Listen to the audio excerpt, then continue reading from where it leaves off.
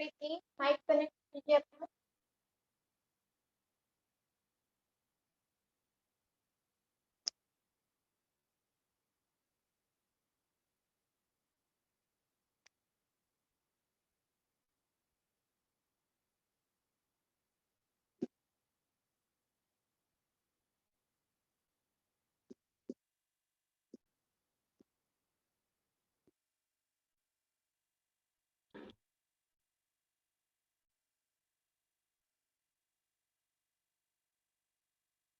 रवि, रवि मौर्य, आवाज आ रही है?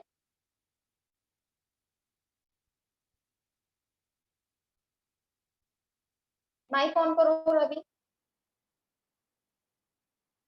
यस मैम, आ रहा है। चलो, हम लोग ने कहाँ तक पढ़ा था? हम लोग का 21 चैप्टर था अज्ञातवास, के बाद हमारा 22 चैप्टर था प्रतिज्ञा। ठीक है, हमने यहाँ तक पढ़ा था क्या होता है उत्तर की विजय हो जाती है। जो महाराज राजकुमार उत्तर था क्या होती विजय हो जाती है। यहाँ तक हम लोग ने पढ़ा था। ठीक, बेटी यहीं तक पढ़े थे हम लोग। अब नेक्स्ट हमारा क्या है चैप्टर विराट का भ्रम, कि विराट को क्या लगता है, क्या भ्रम होता है, उसके बारे में हम लोग पढ़ते हैं। ठीक है, त्रिगर्त राजा सुशर्मा पर विजय प्राप्त करके राजा विराट नगर में वापस आए। क्या बताया जा रहा है? त्रिगर्त राजा जो थे हमारे, वो सुशर्मा पर विजय प्राप्त करके राजा विराट नगर में वापस आए। तो पुरवासियों ने, जो पूर्ववासियों ने उनका धूमधाम से क्या किया, स्वागत किया। अंतःपुर में राजकुमार उत्तर को ना पाकर राजा ने पूछताछ की। क्या कहा जा रहा है कि जब अंतःपुर पहुंचे तो वहां पर राजकुमार उत्तर को, जो राजकुमार उत्तर थे वो नहीं मिले।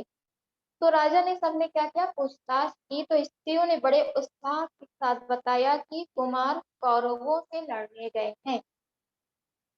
जब राजा ने पूछताछ की कि उत्तर यहाँ पर नहीं है तो कहाँ है विराट, तो बताया जाता है कि वो कौरवों से लड़ने गए। राजा यह सुनकर एकदम चौंक उठे। उनके विशेष पूछने पर स्त्रियों ने कौरवों के आक्रमण आदि का सारा हाल सुना। यह सब सुनकर राजा का मन चिंतित हो गया। राजा को इस प्रकार शोकातुर होते देखकर कंस ने उन्हें दिलासा देते हुए कहा, आप राजकुमार की चिंता ना करें, वृंदला सारथी बनकर उनके साथ गई हुई है। कंस इस प्रकार बातें ही कर रहे थे कि इतने में उत्तर के भेजे गए हुए दूतों ने आकर कहा, राजन आपका कल्याण हो, राजकुमार जीत गए। कौरव सेना तितर बितर कर दी गई, गाय छुड़ा ली गई। यहाँ पे जो कंस थे वो क्या बताया जा रहा है, जो कंस हमारे कौन थे, हम लोगों ने क्या पढ़ा था अज्ञातवास में, सब कैसे बिता रहे थे। तो कंस जो थे वो राजा युधिष्ठिर। ठीक है, तो राजा युधिष्ठिर कंस की बात की जा रही है। बातें ही जब कर रहे थे तो सब ने क्या बताया कि राजकुमार हमारे सब जीत गए हैं और कौरव सेना हार गई है। यह सुनकर विराट आंखें फाड़कर देखते रह गए। जो विराट थे वो आंखें फाड़कर देखते रह गए, ये कैसे हो गया। उन्हें विश्वास नहीं हो रहा था कि अकेला उत्तर कौरवों की जीत सकेगा। ये नहीं समझ में आ रहा था कि अकेला जो उत्तर है, ये तो नहीं पता था कि उसके साथ 5 पांडव गए हैं। पांचों पांडव क्या थे, अपना वेश बदल कर गए थे। लेकिन वहां पे किसी को भी नहीं पता था कि राजा उत्तर के साथ 5 पांडवों में, जबकि ये लग रहा था कि उनके साथ ऐसे ऐसे लोग गए। तो यही सोचकर अचंभव हो रहा था कि कैसे उत्तर विराट अकेले जीत गए। पुत्र की विजय हुई यह जानकर विराट, कि पुत्र की विजय हुई यह जानकर विराट आनंद और अभिमान के मारे फूले ना समा। जो विराट को ये लगा कि मेरे पुत्र थे, पुत्र कौन था, उनका बेटा उत्तर। तो वो सोचते हैं कि उत्तर जीत गया है, यही बात से उनको क्या हो रहा था, आनंद भी हो रहा था और अभिमान भी हो रहा था। उन्होंने दूतों का असंख्य रत्न एवं धन पुरस्कार के रूप में देकर खूब आनंद मनाया। उन्होंने क्या किया, दूतों को असंख्य रत्न दिया गया, जिसकी गिनती नहीं की जा सकती, उसे उसे असंख्य कहते हैं। रत्न एवं धन पुरस्कार दिया गया। इसके बाद राजा ने प्रसन्नता से अंतःपुर में जाकर सरंधी चौपड़ की गोटे तो जरा ले आओ, चलो कंग से दो दो हाथ चौपड़ खेल दो। यहाँ पे क्या बताया जा रहा है, जो सरंधी चौपड़ की गोटे थी वो कहा जा रहा जरा ले आओ और चलो कंग से, कंग मतलब स्टिर से दो दो हाथ चौपड़ खेल लें। आज खुशी के मारे में पागल सा हुआ जा रहा है। यहाँ बताया जा रहा है कि वह पागल हो जा रहा है, किससे, उसका बेटा पुत्र जो उत्तर है वो जीत गया। मेरी समझ में नहीं आ रहा है कि मैं अपना आनंद कैसे व्यक्त करूं। दोनों खेलने बैठे, खेलते समय भी बातें होने लगी। क्या है, दोनों खेलने बैठे जैसे ही और खेलते समय भी बातें होने लगी। देखा राजकुमार का शौर्य, विख्यात कौरवों वीरों के मेरे बेटे ने अकेले ही लड़कर जीत लिया। विराट ने कहा, निसंदेह आपके पुत्र भाग्यवान है, नहीं तो बृहन्ला उनकी साथी बनती ही कैसे। कंस ने कहा, कंस मतलब युधिष्ठिर, बृहन्ला कौन है, अर्जुन, ठीक है। विराट झुंझला कर बोले, आपने भी तो क्या यह बृहन्ला की रट लगा रखी है। मैं अपने कुमार की विजय की बात कर रहा हूँ और आप उसके सारथी की पढ़ाई करने लगे हैं। युधिष्ठिर, युधिष्ठिर को तो पता ही था ना बृहन्ला कौन है, अर्जुन है। तो युधिष्ठिर ने अब बृहन्ला का नाम लेकर जैसे ही कुछ कहा कहना चाहा, राजा से रह न गया, अपने हाथ का पासा युधिष्ठिर मतलब कंस के मुंह पर दे मारा। पासे की मार से युधिष्ठिर के मुख पर चोट लग गई और खून बहने लगा। इतने में द्वारपाल ने आकर खबर दी कि राजकुमार उत्तर है बृहन्ला के साथ द्वार पर खड़े हैं, राजा से भेंट करना चाहते हैं। सुनते ही विराट जल्दी से उठकर बोले, आने दो आने दो। जो राजा है विराट, यहाँ पे कहते हैं कि सेनापति जो था द्वारपाल का, वो आके बताता है कि राजा उत्तर आ रहे हैं, किसके साथ, बृहन्ला के साथ, और वहां पर खड़े हैं। तो ये क्या कहते हैं, राजा जो विराट है वो कहते हैं कि उनको आने दीजिए, ठीक। कंक ने इशारे से द्वारपाल को कहा कि सिर्फ राजकुमार को लाओ। जो कंक है मतलब युधिष्ठिर, उसको कहते हैं कि सिर्फ किसको ले आओ, केवल राजा उत्तर को ले आओ, बृहन्ला को नहीं। युधिष्ठिर को भय था कि कहीं राजा के हाथों उनको जो चोट लगी उसे देखकर अर्जुन गुस्से में कोई गड़बड़ी ना कर दे। जो द्वारपाल था, ठीक, वो समझ गया था कि युधिष्ठिर जो है, अगर अगर अर्जुन युधिष्ठिर को इस हालत में देख लेगा तो गुस्सा होगा, तो कहीं कोई गड़बड़ी ना हो जाए। यही सोच उन्होंने द्वारपाल को ऐसा आदेश दिया। राजकुमार उत्तर ने प्रवेश करके पहले अपने पिता को नमस्कार किया, राजा विराट को क्या किया, नमस्कार किया। फिर वहां कंस को प्रणाम करना ही था कि उनके मुख से खून बहता देख कर चकित रह गया।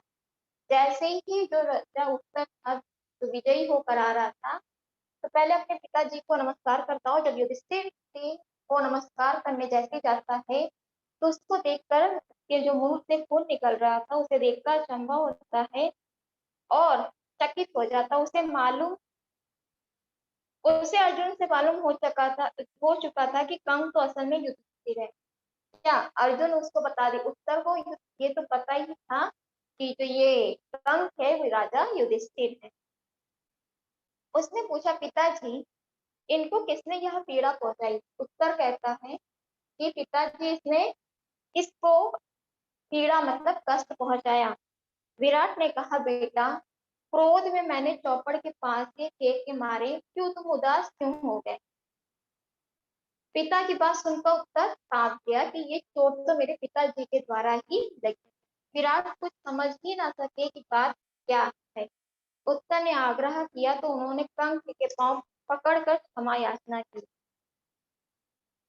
क्या कहा जा रहा है कि पिताजी की बात सुनकर उत्तर जो था वो कांप गया। विराट कुछ समझ ही ना सके कि बात क्या है। उत्तर ने आग्रह किया तो उन्होंने कंस के पांव पकड़कर क्षमा याचना की। फिर उसके बाद क्या होता है, इसके बाद उत्तर को गले लगा लिया और बोले बेटा बड़े वीर हो तुम। क्या कहते हैं, बड़े वीर हो तुम। उत्तर ने कहा पिताजी मैंने कोई सेना नहीं हराई, मैं तो लड़ा भी नहीं। अब यहाँ पे उत्तर क्या कहता है कि मैंने तो कोई लड़ाई युद्ध नहीं किया, ना मैंने कोई सेना लड़ी। बड़ी उत्कंठा के साथ राजा ने पूछा कौन था वह वीर। फिर क्या विराट कहता है कि अच्छा जब तुमने लड़ा ही नहीं तो आखिर में तुम्हारी विजय कैसे हुई, कौन था वह वीर, बुलाओ लाओ उसे। राजकुमार ने कहा पिताजी मेरा विश्वास है कि आज या कल वह अवश्य प्रकट होंगे। उत्तर भी नहीं बताना चाह रहा था कि विजय किसके द्वारा हुई, किसी, क्योंकि अज्ञातवास में वो लोग थे, पांचों पांडवों का अज्ञातवास था, तो वो नहीं बताना चाह रहा था अभी कि वहां पर किसके द्वारा उसकी विजय हुई। थोड़ी देर तक तो पांडवों ने सोचा कि अब ज्यादा विवाद करना और अपने को छुपाए रखना ठीक नहीं। अब यहाँ पे पांचों पांडव क्या सोचते, क्योंकि अज्ञातवास का समय भी पूरा हो चुका है, तो वो कहते हैं कि पांचों पांडव कहते हैं कि अब ज्यादा देर तक अपने आप को, जो हमारी असलियत है, उसको छुपाए रखना विवादित हो सकता है। यह सोचकर अर्जुन ने पहले राजा विराट को और बाद में सारी सभा को अपना असली परिचय दिया। यह सोचकर किस तरह, अर्जुन ने पहले अपना परिचय दिया कि मैं कौन हूँ, और फिर बाकी सभा को। सभा में कोलाहल मच गया, सभा में क्या हुई, बहुत ज्यादा शोर होने लगा। राजा विराट का हृदय कृतज्ञता, आनंद और आश्चर्य से तरंगित हो उठा। विराट ने कुछ सोचने के बाद अर्जुन से आग्रह किया कि आप राजकन्या उत्तरा से ब्याह कर दें। अब क्या बताया जा रहा है, अर्जुन ने सबने, क्योंकि अर्जुन की वजह से ही क्या थी, अर्जुन सारथी बनकर गए थे आगे और की वजह से उत्तर की जय थी। तो विराट को जब पता चलता है कि अर्जुन के द्वारा ही हमारे पुत्र की विजय हुई, तो वो क्या रखते हैं, कहते हैं कि विराट ने कुछ सोचने के बाद अर्जुन से क्या आग्रह किया कि आप जो राजकन्या है यहाँ की, उस उत्तरा जो है उससे आप ब्याह कर लें। अर्जुन ने कहा राजन आपकी कन्या को मैं नाच और गाना सिखाता रहा हूँ। वो क्या कह रहा है कि मैं जो ये उत्तरा है उसको मैं क्या करता हूँ, तो ये कन्या है उससे मैं नाच और गाना सिखाता हूँ, मेरे लिए और बेटी के समान है। मतलब आप जब किसी को सिखा रहे हो तो क्या है, उसकी बेटी के समान बता रहा है। इस कारण यह उचित नहीं हो, क्या कहता है, इस कारण यह उचित नहीं है कि मैं उसके साथ ब्याह करूं, मतलब विवाह करूं। हाँ यदि आपकी इच्छा हो तो मेरे पुत्र अभिमन्यु के साथ उसका विवाह हो जाए। वो क्या बता रहा है अर्जुन कि मैंने उसको नाच और गाना सिखाया है, इस रूप इस प्रकार वह मेरी पुत्री के समान हुई, इसलिए मैं उससे विवाह नहीं कर सकता। लेकिन यदि आप चाहते हैं कि मेरी जो आपकी पुत्री है उसका विवाह हो, तो मेरा जो पुत्र है अभिमन्यु उसके साथ विवाह हो जाए। राजा विराट ने यह बात मान ली, राजा विराट को यह बात सही लगी। इसके कुछ समय बाद दुर्योधन के दूतों ने आकर युधिष्ठिर से कहा, जो दुर्योधन के दूत मतलब जो उसके सेवक थे और लोग थे जो संदेश पहुंचाने वाले थे, कि कहा कि कुंती पुत्र महाराज दुर्योधन ने हमें आपके पास भेजा है। कुंती पुत्र के पास जाते हैं, कुंती के पास सब, और कहते हैं कि जो दुर्योधन है उन्होंने आपके पास भेजा है। उनका कहना है कि उतावली के कारण प्रतिज्ञा पूरी होने से पहले अर्जुन पहचाने गए। क्या बताया जा रहा है, आपका अज्ञातवास होने से पहले ही अर्जुन सबको पहचाने गए हैं, इसलिए शर्त के अनुसार आपको 12 वर्ष के लिए वनवास करना होगा। इसलिए क्या है, शर्त के अनुसार आपको फिर से 12 वर्ष का वनवास करना होगा। इस पर युधिष्ठिर हंस पड़े और बोले दूतगण शीघ्र ही वापस जाकर दुर्योधन को कहो कि वह पितामह भीष्म और जानकारों से पूछकर इस बात का निश्चय करें। क्या कहता है युधिष्ठिर इस बात के लिए कि वापस जाओ और जाके पितामह भीष्म से पूछो कि हमारा समय पूरा हो चुका था नहीं, लेकिन समय अज्ञातवास का पूरा हो चुका था। तो इस बात का निश्चय करो कि अर्जुन जब प्रकट हुआ था तब प्रतिज्ञा की अवधि पूरी हो चुकी थी या नहीं। मेरा यह दावा है कि 13वां वर्ष पूरा होने के बाद ही अर्जुन ने धनुष की टंकार की।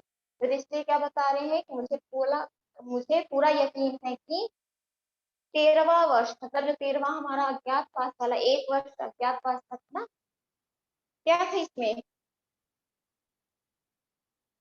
जो 12 वर्ष था वो वनवास का था, और इसमें 1 वर्ष अज्ञातवास का था। ठीक, तो क्या हुआ, यह 13 वर्ष हुआ कि नहीं पूरा? तो कह रहा है कि जाके पूछिए 13वां वर्ष पूरा होने के बाद ही अर्जुन ने धनुष का टंकार की थी, तब उन्होंने जाके इसके लिए लड़ाई की। यहाँ तक समझ में आया? विराट का भ्रम क्यों चैप्टर का नाम है? आदित्य, कृति, क्लियर हुआ आप लोगों को? Yes ma'am. अच्छा ये बताइए, जो उस दिन नीलकंठ वाला चैप्टर दिए थे आप लोगों को होमवर्क में करने के लिए दिए थे? हाँ मैम। रवि, आदित्य, कृति? यस मैम दी थी। नहीं, हमें तो पता नहीं वाला चैप्टर आप लोग ने कॉपी में किया है? नहीं मैम, कर लेंगे। आदित्य आप? मैम होने वाला है, थोड़ा बाकी है। और प्रीति आप? प्रीति जैसल, माइक ऑन करो।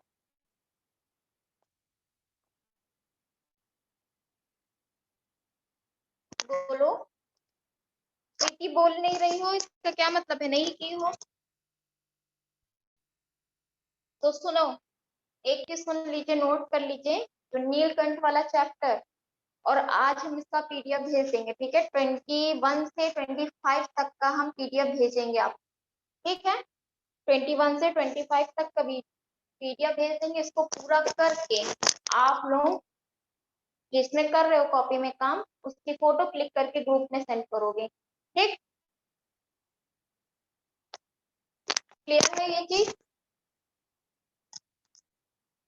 बोलो। Yes ma'am. Yes ma'am. Aditya, Ravi और लोगों को भी हाँ। बता दीजिए, ठीक है? ओके। ठीक है रवि, आदित्य आप लोग और लोग को भी बता दीजिएगा कि फॉर्म पूरा करके आज की डेट डाल के आप ग्रुप में सेंड करोगे, ठीक है? Yes sir. अरे मैम, एक दिन में कैसे करेंगे? अरे नीलकंठ वाला तो पढ़ा चुके हैं ना, नीलकंठ वाला तो कर सकते हो, हाँ समझ मैम। रहे हो? ठीक, और इसका एक चैप्टर तो कर ही सकते हो ना।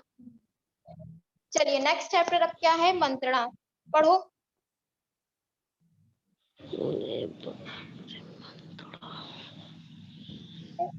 पढ़ो, जो नेक्स्ट चैप्टर अब आपका है 24, पढ़िए।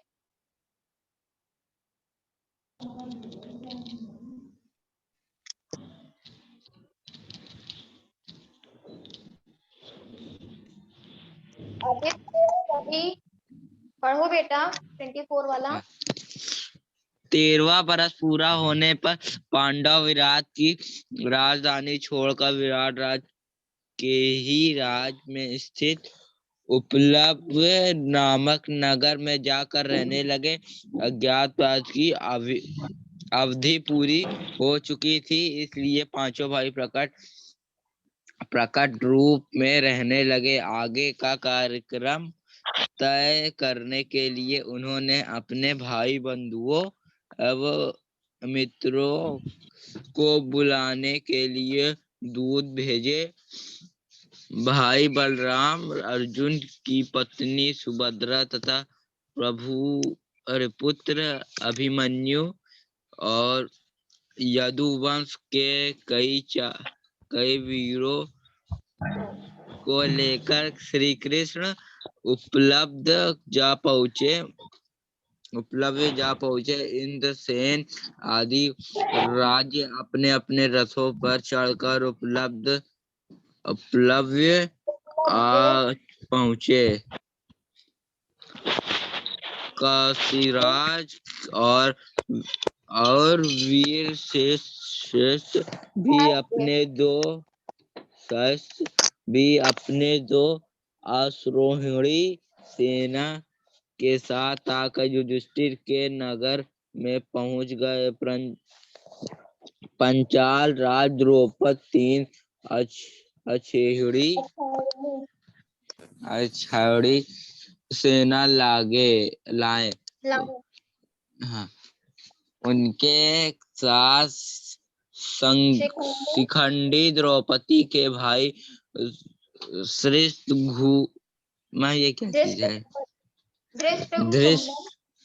धृष्टद्युम्न और द्रौपदी के पुत्र भी आ पहुंचे और भी कितने ही राज्य अपनी अपनी सेनाओं को साथ लेकर पांडव की सहायता के लिए आ गए। सबसे पहले अभिमन्यु के साथ यहाँ पे क्या बताया जा रहा है कि 13वां वर्ष पूरा हो गया था। ठीक, पांडव जो थे विराट की राजधानी छोड़कर, ठीक है ना, विराट नगर में रहने लगे थे ना, तो उनकी राजधानी छोड़कर विराट राज के ही राज्य में स्थित, लेकिन कहाँ के, विराट राज के राज में ही स्थित उपलव्य नामक नगर में जाकर रहने लगे।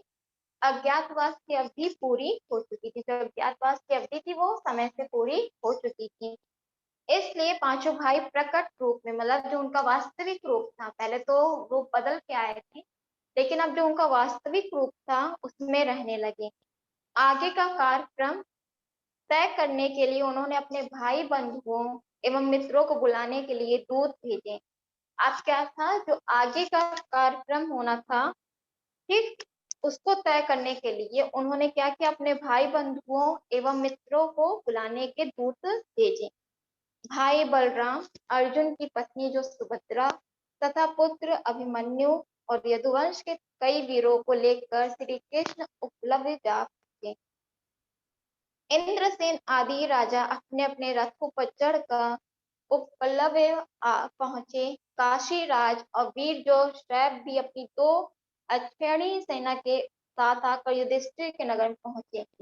पंचाल राज द्रौपद 3 अक्षौहिणी सेना लाए। उनके साथ कौन कौन था? शिखंडी थी, द्रौपदी का भाई धृष्टद्युम्न था और द्रौपदी के पुत्र की आ पहुंचे। और भी कितने ही राजा अपनी अपनी सेनाओं को साथ लेकर पांडवों की सहायता के लिए आ गए। सबसे पहले अभिमन्यु के साथ उत्तरा का विवाह किया गया। यहाँ पे विराट ने रखा था कि जो अभिमन्यु है उसका विवाह किसके साथ हो?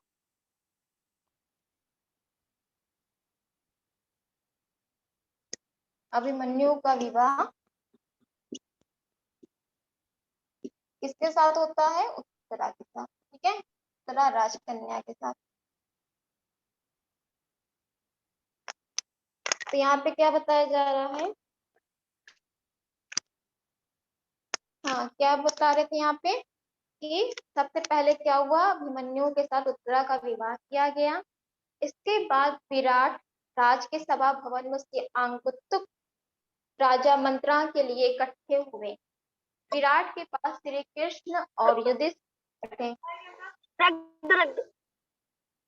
माइक ऑफ कर दो रवि। क्या था, विराट के पास श्री कृष्ण और युधिष्ठिर बैठे, द्रौपद के पास बलराम और सात्विक और भी कितने ही प्रतापी राजा सभा में विराजमान थे।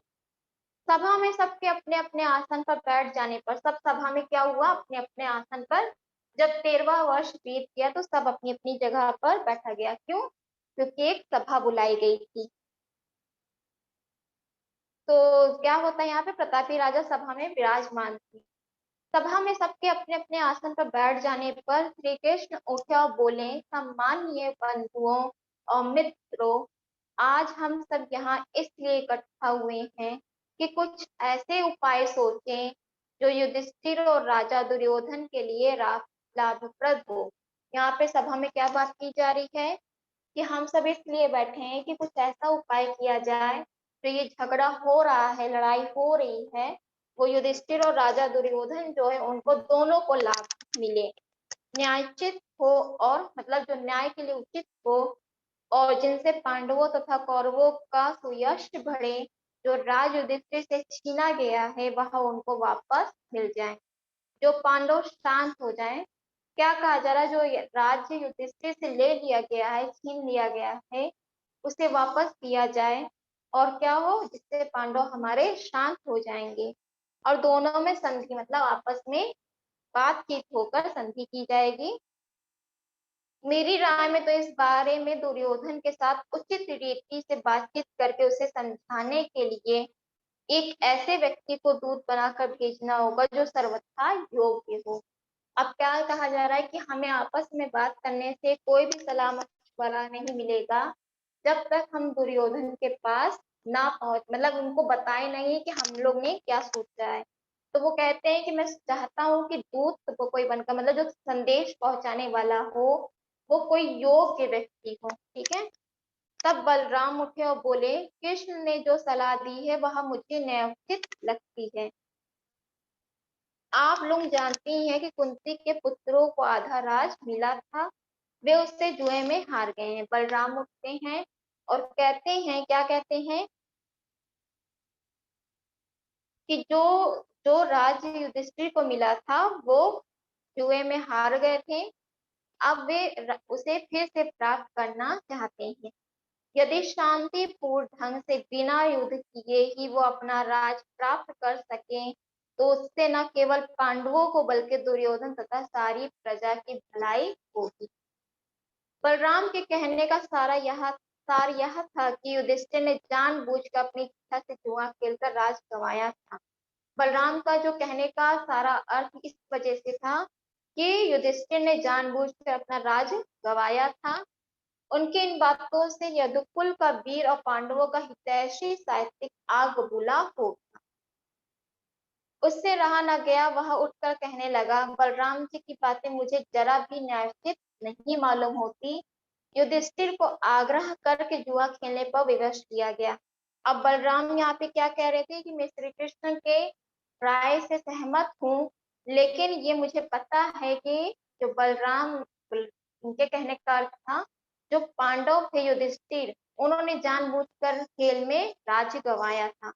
इसी बात पर कि वो उठते हैं, कौन सात्विक उठते हैं और कहते हैं मैं बलराम की बात से किसी भी तरह से सामर्थ्य नहीं हूँ, उसके साथ सहमत नहीं हूँ। युधिष्ठिर का आग्रह करने पर युधिष्ठिर को बुलाया गया था तभी वो जुआ खेले थे। ठीक है। जुआ खेलने पर विवश किया गया और खेल में कपट से हराया गया था, छल कपट किया गया था। फिर भी इनकी सज्जनता से ही जो प्राण निभा कर उन्होंने खेल की शर्त पूरी की। दुर्योधन और उनके साथी जो यह चिल पुकार मचा रहे हैं वह 12 महीने पूरे होने से पहले ही पांडवों को उन्हें पहचान लिया है। सरासर झूठ है और बिल्कुल अन्याय है। यह मेरी राय में दुर्योधन बगैर युद्ध के मानेगा ही नहीं। अब साहित्यिक का क्या कहना है कि जो दुर्योधन है वो बिना युद्ध के मानेगा ही नहीं, इसलिए विलंब करना हमारे लिए बिल्कुल ना समझी की बातें होगी। साहित्यिक इन दृढ़ता पूर्वक और जोरदार बातों से राजा द्रौपद बड़े खुश हुए। जो साहित्यिक था उसकी दृढ़ता पूर्ण बात से और इनकी जो बातें थी वो द्रौपद इस बात से बड़े ही खुश होती हैं। वह उठे और बोले, साहित्यिक ने जो कहा वह बिल्कुल सही है, मैं उनको जोरों से समर्थन करता हूँ। शल्य और धृष्टकेतु जैसे के कई आदि राजाओं के पास अभी से दूत भेज देने चाहिए। इसका मतलब यह नहीं कि सुलह का प्रयत्न ही ना किया जाए, बल्कि मेरी राय तो मैं राजा धृतराष्ट्र के पास अभी से किसी सुयोग व्यक्ति को दूत बनाकर भेजना बहुत ही जरूरी है। राजा द्रौपद की यह कह चुकने के बाद श्री कृष्ण उठे और बोले, सज्जनों, पंचाल राज ने जो सलाह दी है वह बिल्कुल ठीक है। भैया बलराम जी और मुझ पर कौरवों का जितना हक है उतना ही पांडवों का। यहाँ पे राजा द्रौपद और के जब राजा द्रौपद कहें कि ये बात उचित है तो श्री कृष्ण उठे और क्या बोलते, सज्जनों, पंचाल राज ने जो सलाह दी है, जो पंचाल राज, तो वो वहां बिल्कुल ठीक है। भैया बलराम मतलब श्री कृष्ण के जो भाई थे और मुझ पर कौरवों का जितना हक है उतना ही पांडवों का भी। हम यहाँ किसी का पक्षपात करने नहीं आए हैं। श्री कृष्ण क्या कहते हैं, यहाँ पे हम पक्षपात नहीं कि केवल एक की बात माने और एक की बात ना माने, बल्कि उत्तरा के विवाह में शामिल होने के लिए आए। बल्कि किस लिए हम लोग यहाँ पर इकट्ठा हुए हैं कि अभिमन्यु का जो विवाह हो रहा है उत्तरा के साथ, उसके लिए आए हैं। हम अब अपने अपने स्थान पर वापस चले जाएंगे। द्रौपद की ओर देखकर द्रौपदराज, अब सभी राजाओं में श्रेष्ठ हैं, बुद्धि एवं आयु में भी बड़े हैं। हमारे लिए तो आप आचार्य के समान हैं। धृतराष्ट्र भी आपकी बड़ी इज्जत करते हैं। द्रोण और कृपाचार्य तो आपके लड़कपन के साथी हैं। इसलिए उचित तो यही होगा कि जो कुछ दूत को समझाना बुझाना हो, आप ही समझा दे। द्रौपद क्या कहते हैं, श्री कृष्ण द्रौपद से कहते हैं कि आप बड़े हैं और क्या है, समझदार भी हैं, आप बड़े आयु में भी बड़े हैं, और क्या है, इनके द्रोण और कृपाचार्य के साथी भी हैं।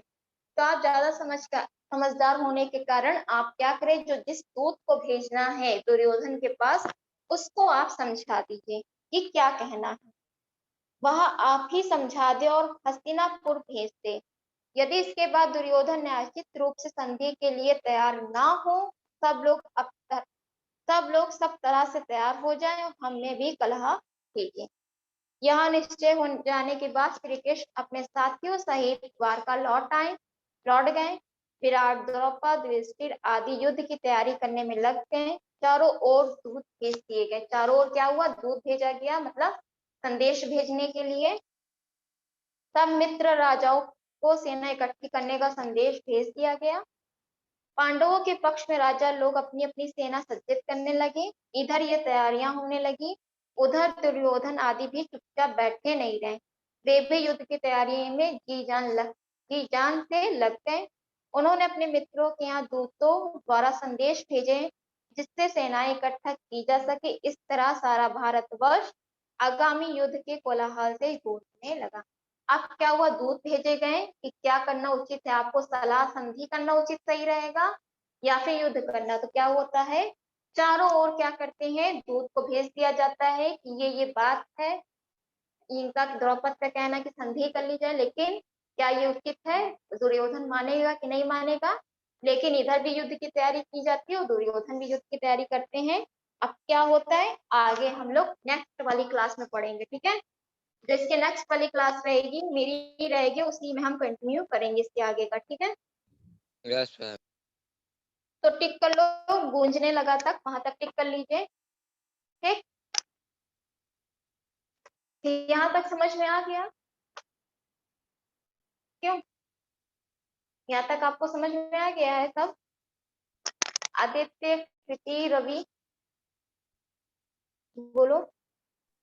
Yes ma'am. आदित्य, कोई दिक्कत तो नहीं किसी को? No ma'am. चलो, तो आप लोग फिर भी पढ़िए इसको, फिर नेक्स्ट क्लास में हम लोग जिसके आगे का है उसको कंटिन्यू करेंगे, ठीक है। चलिए, thank you class. Thank you ma'am.